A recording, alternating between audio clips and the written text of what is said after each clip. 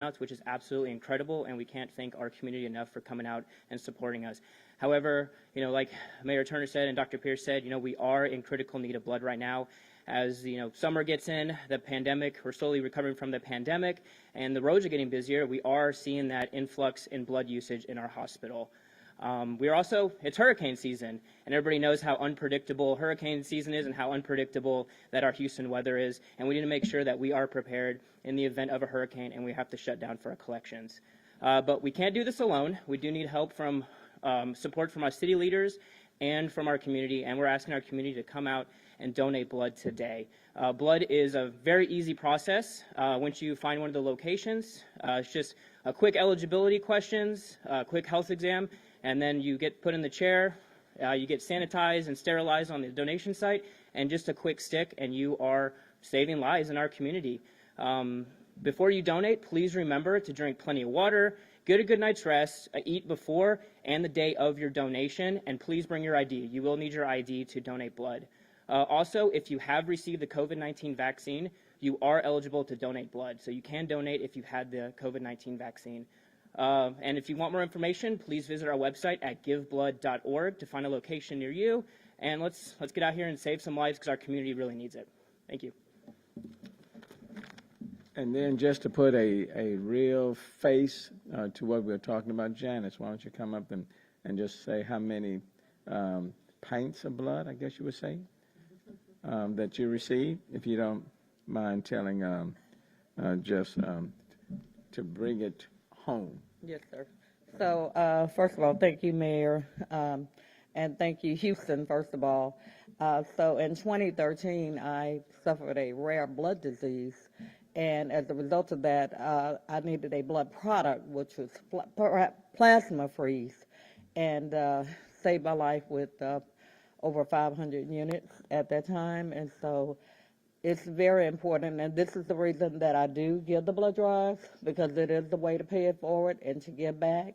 And the thing about it is that you never know. And as Dr. Perk said, gunshot victim, car wreck victim, which is the condition that my body was in, and you just simply never know when you might need it. And so thank you, Mayor. And we're going on tour. It's what we call it, a blood drive tour, which is very important. So thank you so much. I appreciate it. And Chief Pinion, did you want to add to this? Chief Pinion of the Fire Department. Thank you, Mayor.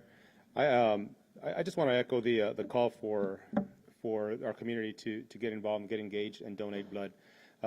Tragedies can happen at any minute.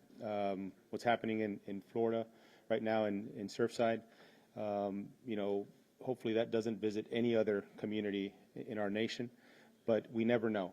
And the fact that we have a critical shortage of blood supply in our country is just something that we can do something about.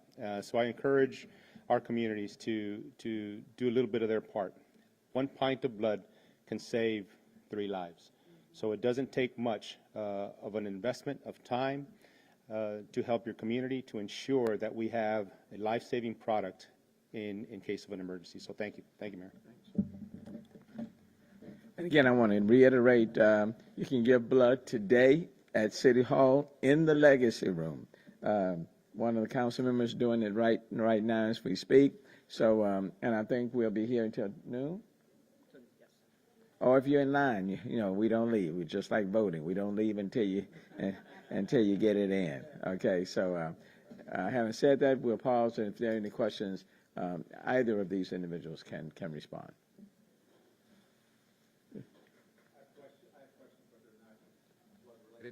Okay. Dr. First, about 3 questions here from the pool.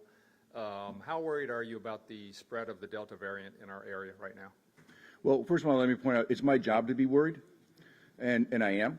The Delta variant is absolutely here in Houston. We've first detected it, I want to say 6-8 weeks ago, and we've seen what it has done in other communities. So it has been at a very low level up until about now, but it is absolutely here, and there's no reason to think that it won't behave like the other variant, like it has in other communities.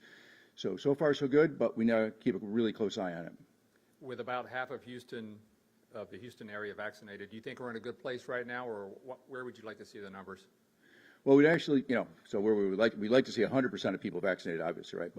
But we really need to have, in order for the herd immunity effect to take impact and really slow down the spread of any virus, depending on how easily a virus spreads, that number needs to be higher. Now, the one thing about the Delta variant is it appears that it is about as 50% more easily transmitted than was the Alpha, or previously known as UK variant. That was about 50% more easily transmitted than the original.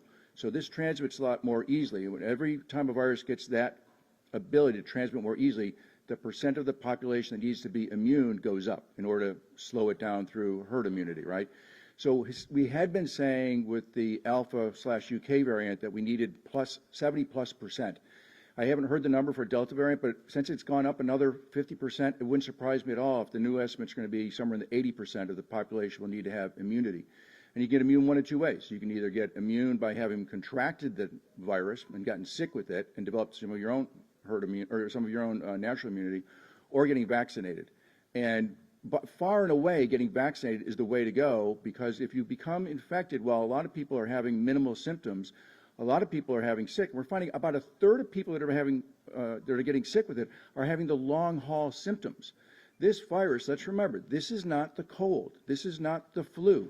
This virus has thrown every curveball at us that we can imagine. 40% of the people who are infected have no symptoms, yet they're able to spread the virus.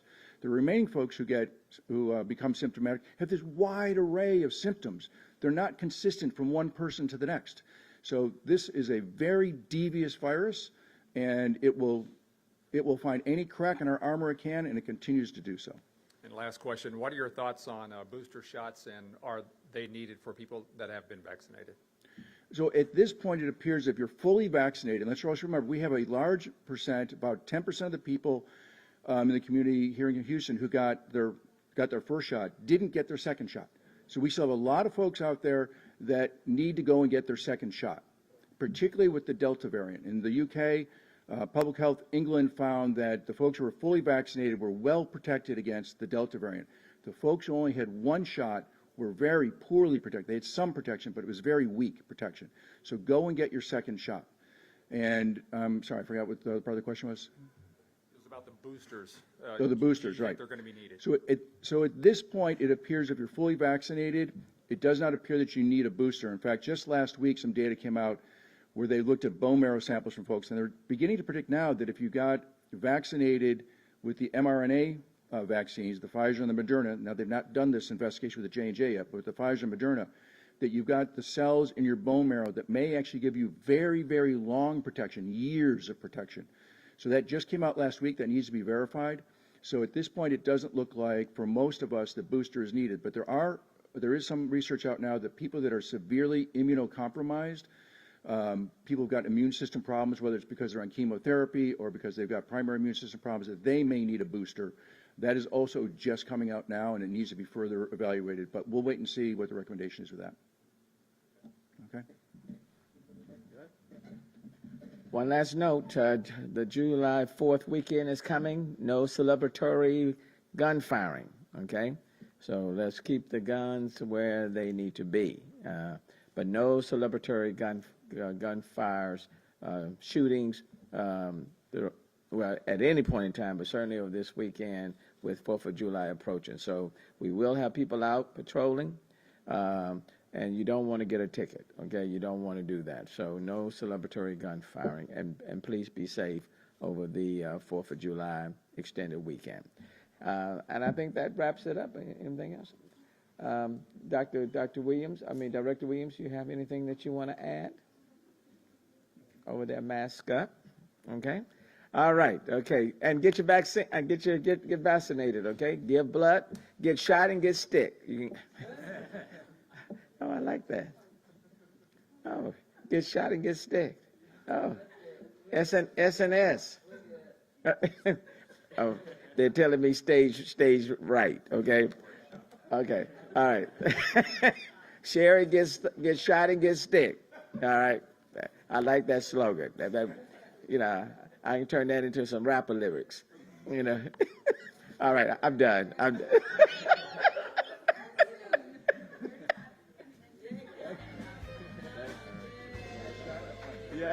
Thanks, Cameron.